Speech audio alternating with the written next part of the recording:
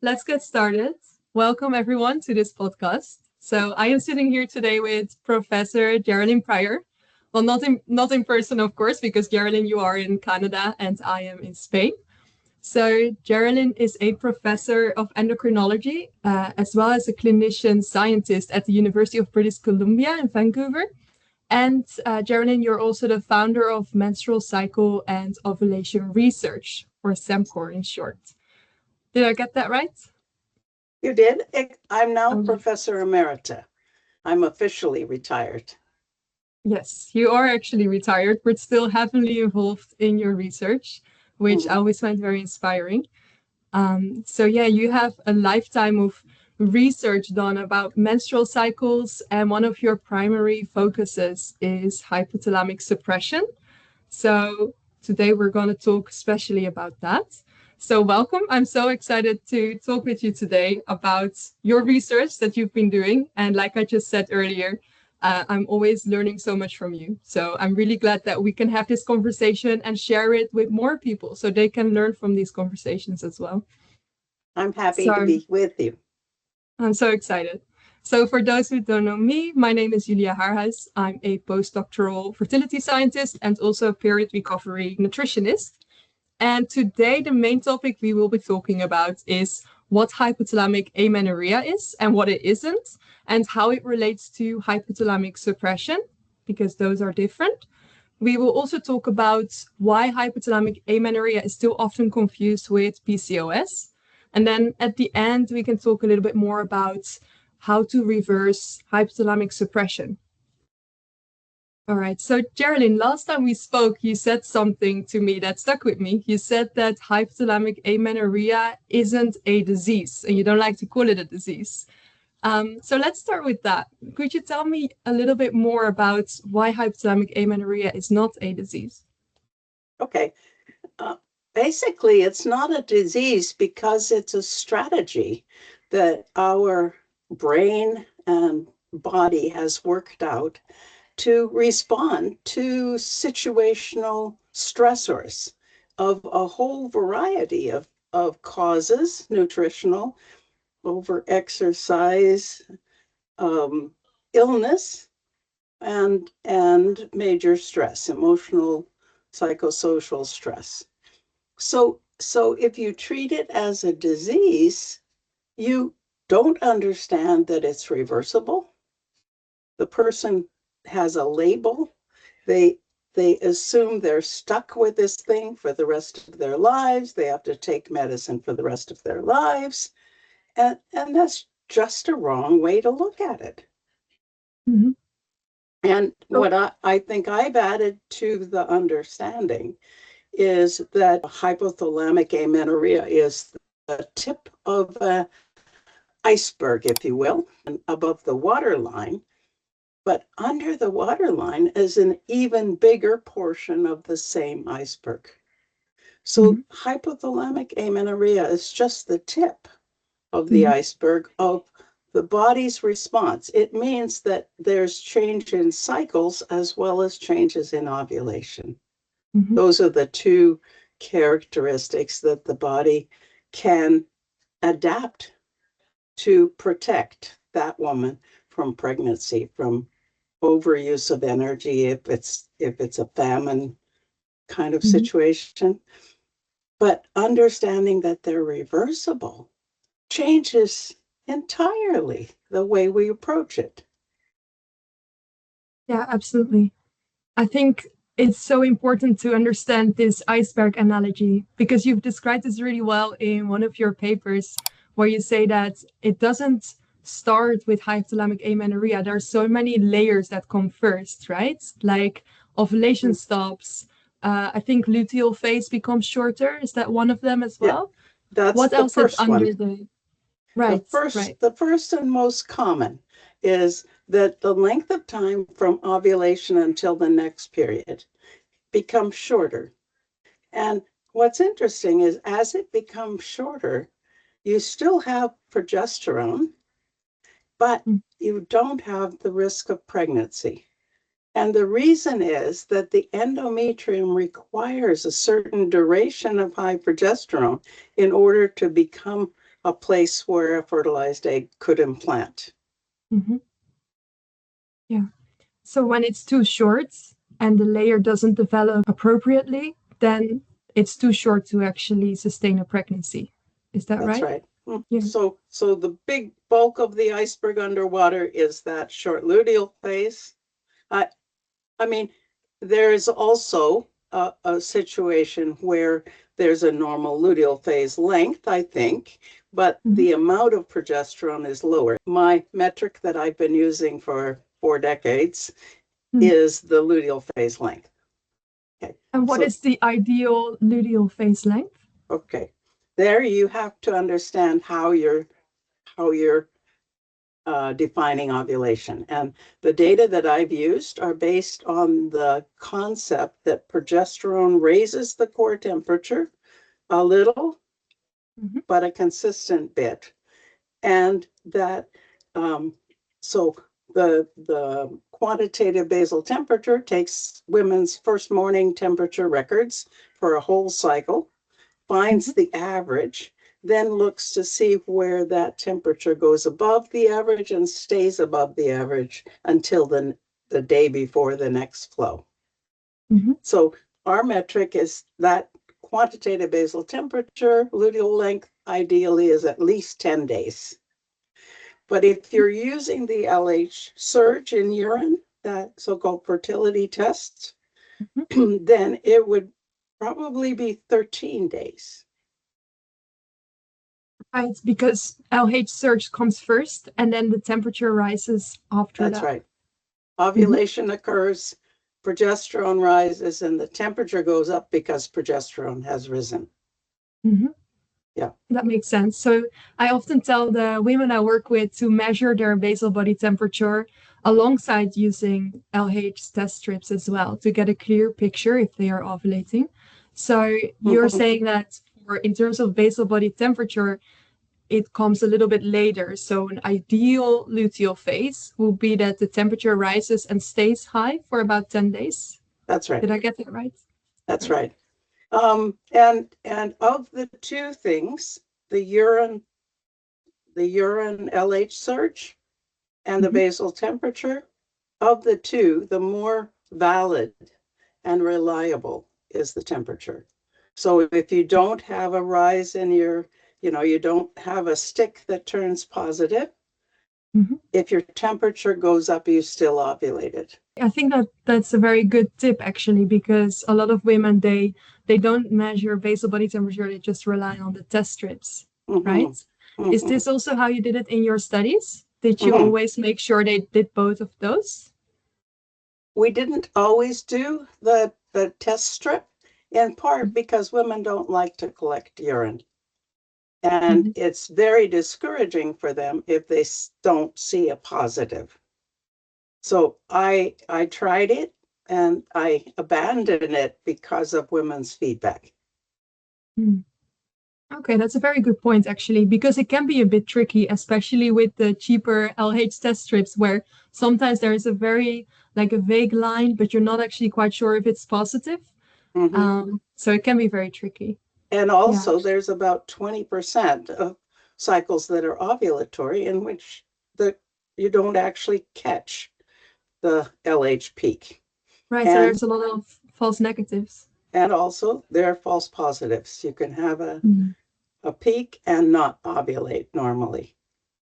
So it's not a gold standard, it's a tool. So part of hypothalamic suppression is anovulatory cycles and short luteal phases. Are there other things as well that are labeled hypothalamic suppression? So it's sort of in rank order. The commonest is short luteal phase. Then there's some anovulation.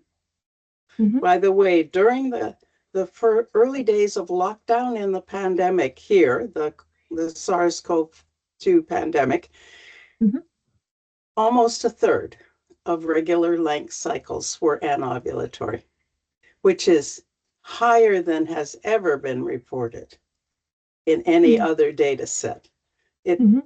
Just there were too many uncertainties in the environment for women at that time. And these were all women who didn't have children at home. So it would be magnified if they had children, and the Yes. concerns about children and schooling and their Wow. playmates and all the rest of it. Yeah. Anyway, So that's the second layer. Then we're above the waterline now with what's called oligomenorrhea, or far apart cycles. Cycles longer than about 5 weeks or 35 days. Okay. And then the very tip is hypothalamic amenorrhea. Yes. So let's talk a little bit more about hypothalamic amenorrhea. When is a woman labeled as someone who has hypothalamic amenorrhea? How do we know it? Okay. First of all, it's secondary if you start your period, and then it goes away. Okay. If someone has had perfectly regular periods before, then skipping 3 cycles can be labeled as hypothalamic amenorrhea. If her cycle hasn't ever become quite regular, then it takes 6 cycles. What do you mean exactly by that? So if she always had oligomenorrhea and then they stop for 6 cycles, then it's called hypothalamic amenorrhea in her case. Okay. For example, when I grew up in a fishing village in Alaska, very small one-room school, and went to a very small high school. I had to stay away from home. But when I moved stateside, as we call it, from Alaska to the main states, I went to a university that was quite small in a relatively small town, but it was all so much different. And also I was stuck in a dormitory with a whole bunch of other young women that I didn't have much in common with. And I was literally locked in from 10 o'clock at night until 6 in the morning. And I lost my period totally. And at the time, I mean, we're talking the early 60s here, I said, I know I'm not pregnant. I know I'm well nourished. I know I'm not over exercising.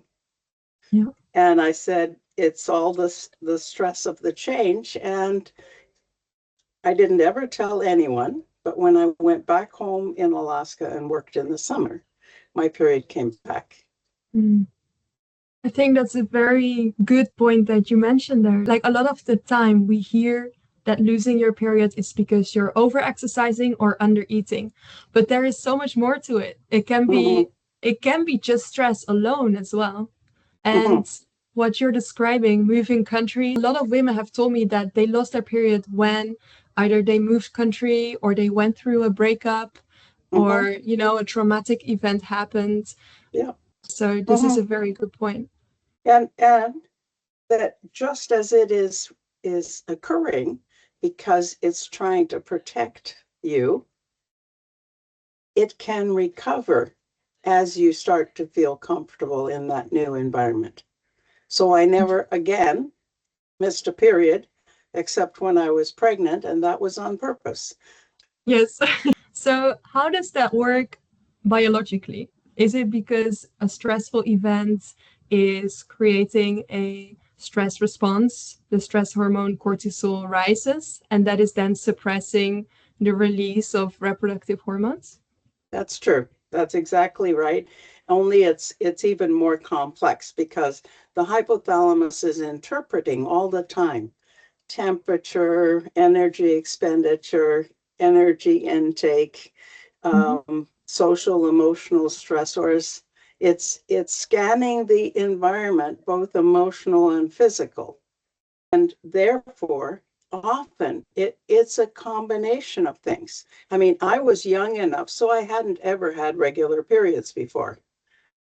I you know, stressed trying to get scholarships to go to university, etc. You know, I had never established ovulation yet. So it is more easy for someone who's never established, someone who's young, in other words, who's never established ovulation. But in the population in general, even in that late teens or, you know, teen years, it's still only about 3% of the population. It looms large because it's been treated as a disease. Right. So when you are younger, it's easier or more common to lose your periods due to stress. Yes, Right. because you've never developed ovulation and the whole pathway cycle that's necessary for that. So it's easier for you to lose your period. And one of my concerns is that there commonly those who don't establish ovulation in their adolescent years have something like acne or heavy flow or irregular cycles or PMS-like stuff, and the immediate or bad cramps, and the immediate response of the family doctor is put you on the birth control pill. That's like a sledgehammer in the brain. It suppresses everything. And then when that young woman goes off the pill, she has never established ovulation, and it may be much harder for her. So one of the things that I try to tell people when I was practicing, I would say, I don't want you to go on the pill until you've had normal ovulation. You need to develop that. It's part of growing up. Because you shared an article with me as well, where you showed me that these women who were on birth control needed, I think it was double amount of time as those who weren't to actually recover from amenorrhea. That's right. And in fact, they were less likely to totally recover. 70% recovered, but whereas others, it was at least 80%. Yeah. This is why it's so important to establish ovulation first, as you were saying. And to not jump in and assume you have to treat with an estrogen-based hormone. But the reason is that estrogen suppresses the hypothalamus. But cyclic progesterone, on the other hand, tends to feed back to the hypothalamus and say, it's time to wake up now. It's time to get this program going. And so we've shown that cyclic progesterone can improve bone density, which is one of the things you worry about with hypothalamic amenorrhea. Yeah, I think you shared one of your articles with me as well, where you showed that it's very important to, focus a little bit more on progesterone because there is so much focus on estrogen specifically. And progesterone is kind of ignored, even though it is so essential for a healthy menstrual cycle and healthy bones, like you're saying. Yeah. So would you say that for women who have established ovulation, they are in their 20s, 30s, but they still lose their periods, is it usually a combination of some other things as well, other than stress? So what would you say are the main factors? It can be stress, but it also is often when we're stressed, we don't eat properly or we overeat. So obesity can lead to irregular cycles also. Yeah. So it's usually a combination of things. It isn't any one thing. And the approach is not a doctor saying, take this, do this, but it's a doctor and a woman working together to figure out what are the things that are bothering her and to have the support to deal with them. Yeah. You mentioned obesity there. Is that usually causing hypothalamic amenorrhea, or would it be causing hypothalamic suppression or something else? It doesn't usually cause amenorrhea. It usually causes oligomenorrhea and disturbances of ovulation. And the other thing that you introduced us to is that when the body is trying to recover from loss of period or far apart periods, in the process of trying to recover, the LH in the pituitary, based on signals from the brain, starts increasing. When LH increases, unless ovulation has been established, that increases the androgen levels produced by the ovary, male hormone-like levels. So a person who's recovering from hypothalamic amenorrhea or oligomenorrhea can go through a period of time where she looks like she has PCOS, polycystic ovary syndrome. Yeah. She doesn't. It's reversible. She's in the process of recovery. And a woman should not be labeled as PCOS if it's a recovery situation. Yeah, let's talk a little bit more about that, because PCOS and hypothalamic amenorrhea can look quite similar. So what you just mentioned is that when LH pulsation starts again in a woman who had hypothalamic amenorrhea, androgens like testosterone can increase, and that's usually indicative of PCOS. So then she might be misdiagnosed of PCOS. The other thing is that if someone does an ultrasound of her ovaries, she'll have cysts, which means that a follicle has gotten bigger, but it hasn't burst. It's still sitting there because the coordination to let it ovulate isn't established yet. So she will also have multiple cysts in her ovary. So she'll have far apart periods, she'll have evidence of androgen excess, and she'll have cysts in her ovaries. And those are the ways you make a diagnosis of PCOS. Yeah. So you have to take a careful history and say, how were you when you were a teenager? What happened? You know, did this thing begin when you were a teenager with you never established regular cycles? Did you have amenorrhea? Because the process matters. Would you say you can distinguish HA and PCOS also looking at blood levels of, say, for example, luteinizing hormone, follicle stimulating hormone? No. Blood levels aren't going to be very helpful, but I would definitely give that person oral micronized progesterone, 300 at bedtime, from starting 14 days after her last period, take it for 14 days and stop, and then take it every 14 on and off. And because progesterone lowers that high LH, so it stops that cycle where androgens interfere with recovery of ovulation. So when a woman is recovering from hypothalamic amenorrhea, LH can also become too high, or is that not the issue? Sure, in the process, yes. The reason is that the pituitary, the hypothalamus is the gland that directs the pituitary, and it's part of the brain. So its signals are like nerve signals, that they're pulsatile. And in saying, let's get this show moving again, it gives fast signals. Well, fast signals are a trigger for increased LH. And slower signals are a signal for follicle stimulating hormone, FSH. So it's giving those fast signals to get things going, but that translates into LH, which, if ovulation doesn't occur, then gets you in that vicious cycle. So in PCOS, what I often see is that women have very high LH and FSH values, whereas with HA, usually they're quite low. Am I getting right that actually it can also be high in HA? No, in the recovery phase, LH can be high.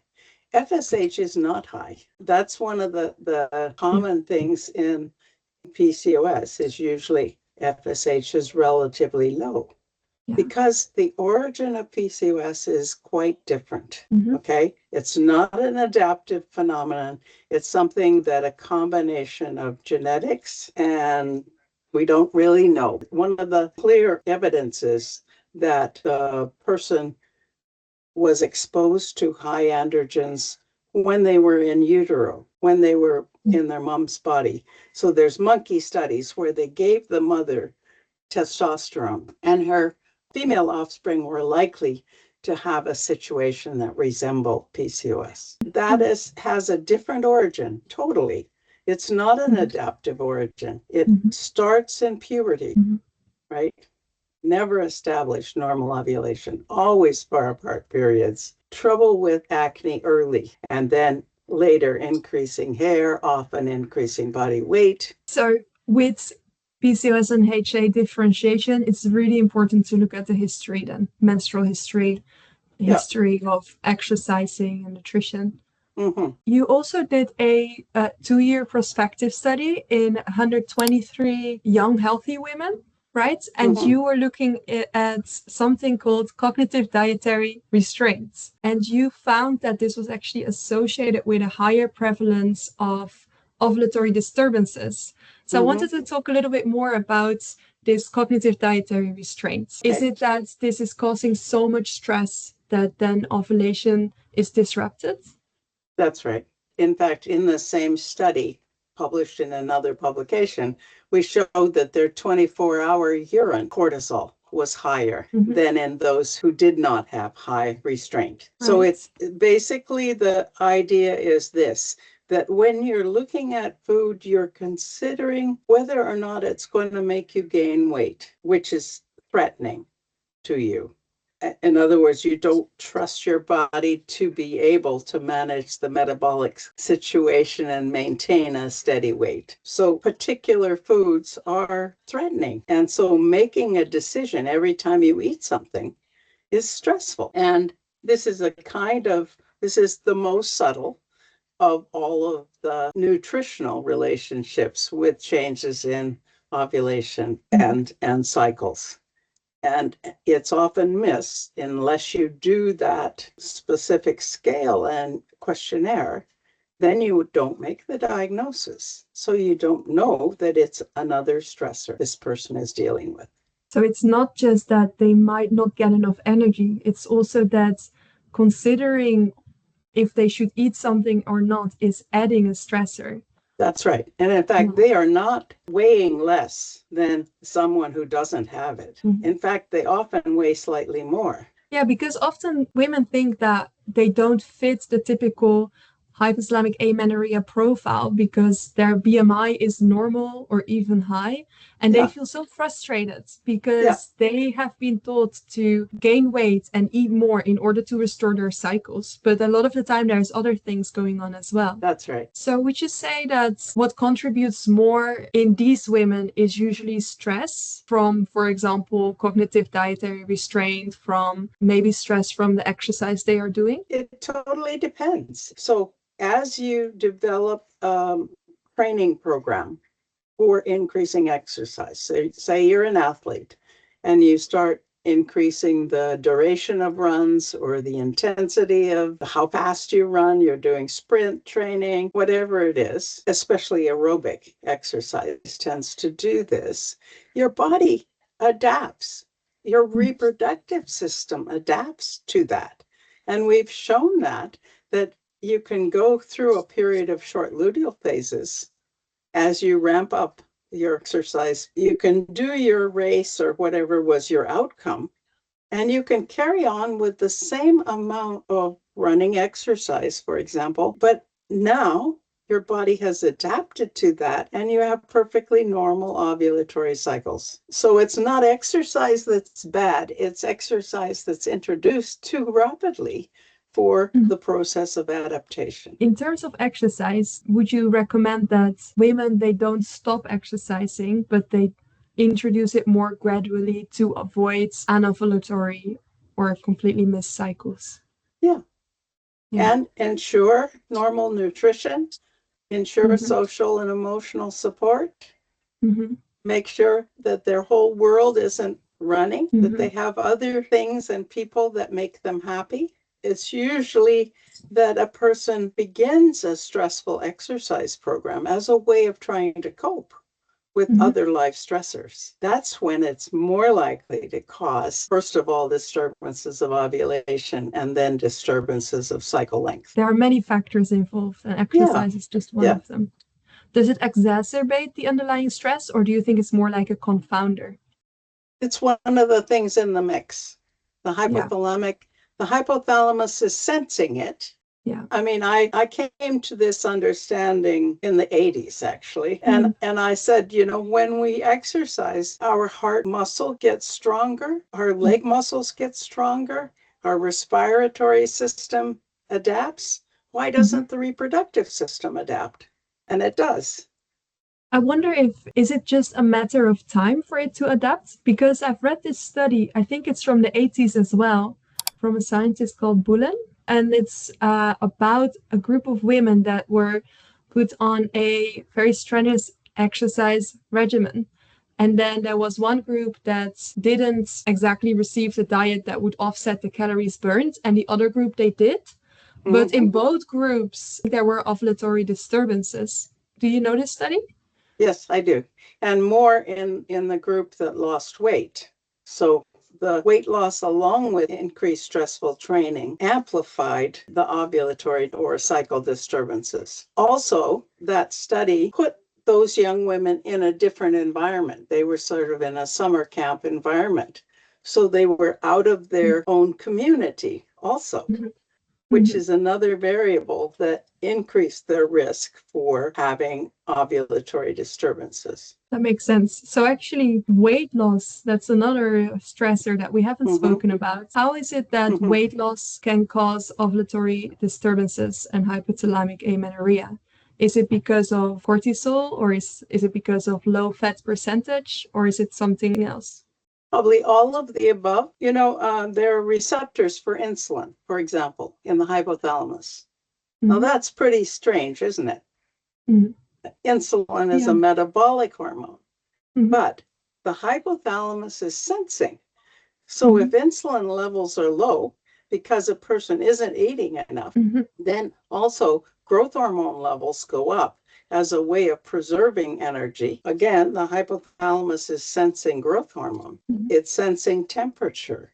Your temperature goes up as you do a long run, for example. So all of these things are integrating, and the hypothalamus is saying this person is under enough change that she should not get pregnant right now. And the response then is to suppress ovulation first, and only if there are other stressors as well, to suppress flow. That's a great point you mentioned about insulin receptors on the hypothalamus, because actually I'm currently working with two women who have type 1 diabetes. And I started reading a little bit more literature on it. And it's more common for women with type 1 diabetes to have hypothalamic suppression. That's right. Because they are more sensitive, because their insulin is dysregulated. If they have to take insulin, their own body doesn't make it. Exactly. So in these women with type 1 diabetes, do they need a completely different approach to recovering their cycles? Like, for example, a lot of the time it's helpful removing a stressor and changing the diets. But with type 1 diabetes, it adds this layer of complexity. So there, until very recently, and now with the continuous glucose monitoring, and also with pump delivery of insulin, they can more physiologically adjust their amount of insulin for the amount of food and the amount of exercise.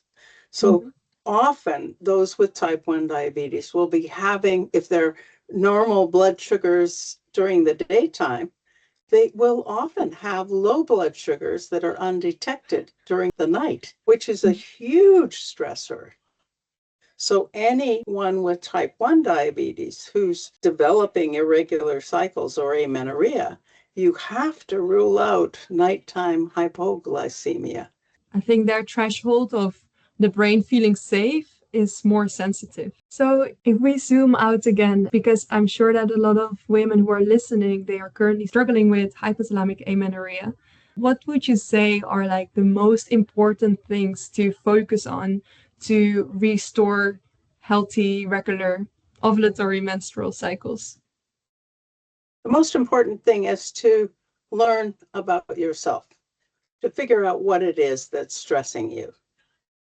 And one of the ways of doing that is keeping the daily menstrual cycle diary, which is on the SEMCOR website and free for everyone to use. Let me share my screen. So basically, it's keeping track of flow at the very top, and then keeping track of things that go with flow, like cramps, and then breast tenderness. And it's important. Front is when you push the palm of your hand over your nipple toward your spine, but side is way up under the axilla. And the front or whole breast tenderness usually means high estrogen. And that's a really important thing to track, because you may very well have high estrogen in the recovery phase from hypothalamic amenorrhea. Down 2 is mucus secretion.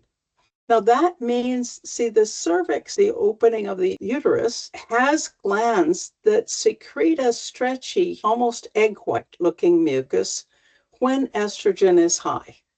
That's to make a sperm highway, if you will. It's to facilitate fertility, but it also is a signal that estrogen is high. If you can make stretchy mucus that's an inch or more thread, and you see it on the toilet paper when you wipe yourself, it looks shiny, that's another evidence of higher estrogen, which is a recovery phase thing. Don't think of it as a danger.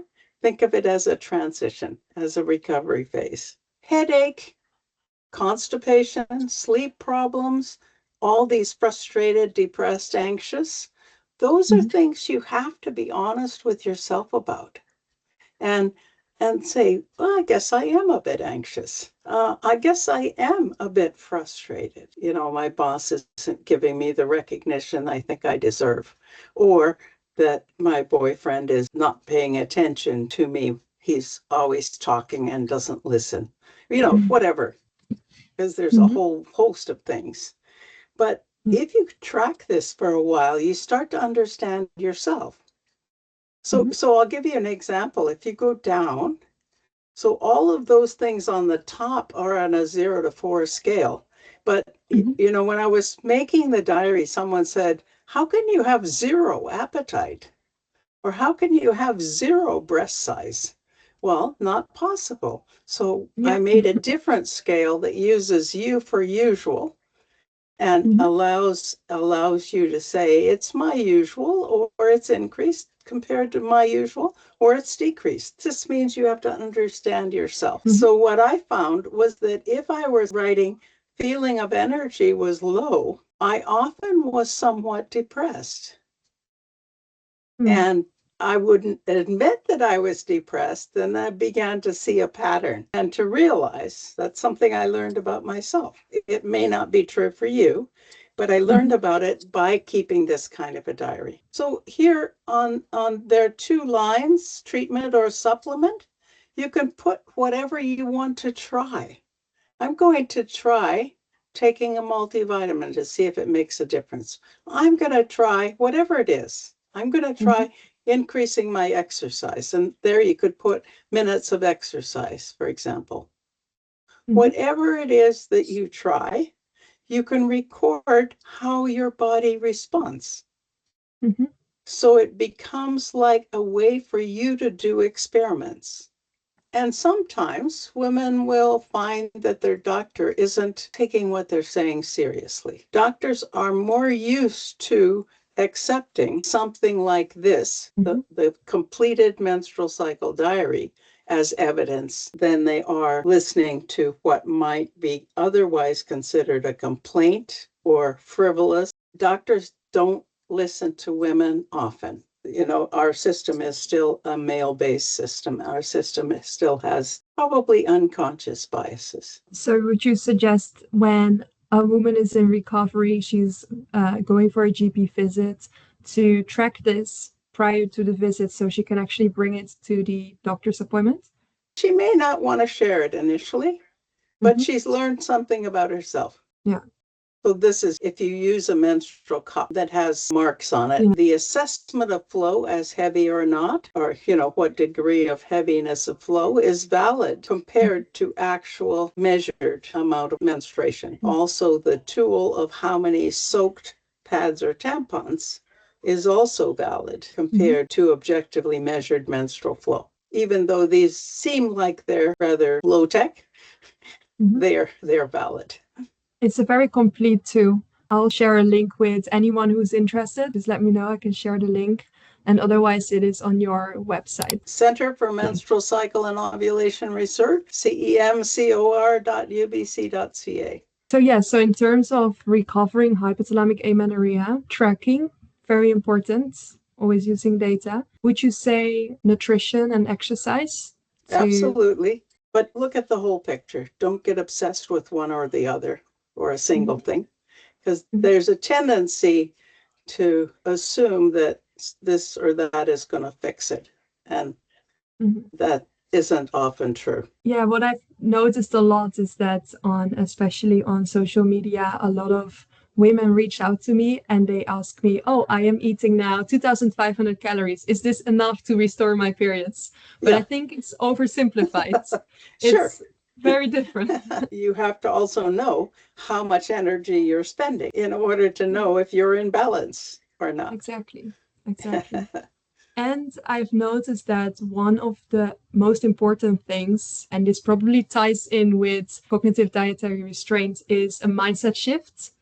Usually the women that are trying to recover from hypothalamic amenorrhea, they like to have this sense of control. They can be quite perfectionist. And then their periods stop and it's something they can't control. And it's a very frustrating process. But when I'm working with women on their recovery, at some point I see a mindset shift. And this is a great moment because it's really when you see that the recovery symptoms are coming back, like they're feeling better. It's almost like that mindset shift is when that switch comes to recovery. That's right. And feeling of self-worth is huge. There's so many negatives that women can feel about themselves. But if we feel a sense of our own worth, that makes up for a whole lot of other stuff. And I think we gain a sense of self-worth by keeping a record like the menstrual cycle diary, keeping a record like the first morning basal temperature, and analyzing for ovulation. And these kind of data give something to hold on to as well, just to know where you are in period recovery. I think it is more helpful than trusting in some technology. Like many of the apps, much of the evidence in those apps is not validated. And although the method that I'm teaching is low tech, it is solidly validated. Yeah, I mean, it's been used for decades. Do you think there are still gaps in research? Okay, the main research that still needs to be done is to take women with varying degrees of hypothalamic reproductive suppression, ovulatory disturbances, or cycle length disturbances, and treat them with cyclic progesterone or placebo, and to show that progesterone is effective in helping with recovery and in helping them to feel a stronger sense of self-worth and getting back their periods if that was missing, or getting ovulatory cycles if that was the problem. We did that study early days, not published in 94, using the progestin that's most close to progesterone, medroxyprogesterone. And we showed it increases bone density. But we didn't have enough women to show that it improved the recovery. But even in 1 year study, almost half of the women, all of whom had an abnormality at the beginning, had a normal cycle at the end. So just being in the study, learning about themselves, keeping the diary, having the support of the research coordinator and the research assistants was enough to help them recover. I think that's a very beautiful thing, actually, to realize that what's usually needed is just to understand what's going on. To understand that you're not broken, it's actually what your body is supposed to do and your body is protecting you. And like you said, hypothalamic amenorrhea is not a disease because it is completely reversible. I had hypothalamic amenorrhea. I went on to have perfectly normal ovulation and 2 children within 1 month of when I wanted to have them. Wow, that's amazing. It's what the body can do. Before we end the podcast, is there anything else you want to share with everyone? I think the final message is to assume that your body is working for you and with you and understands things that you may not yet understand about yourself, and that it's totally recoverable. I think that's a beautiful note to end the podcast on. Thank you very much. It's been a pleasure. I really enjoyed talking to you, and I'm so glad we're going to share this with everyone so they can learn from this, and hopefully it helps them in their period recovery as well. So thank you so much, Jerilynn, for being here with me today. You're very welcome.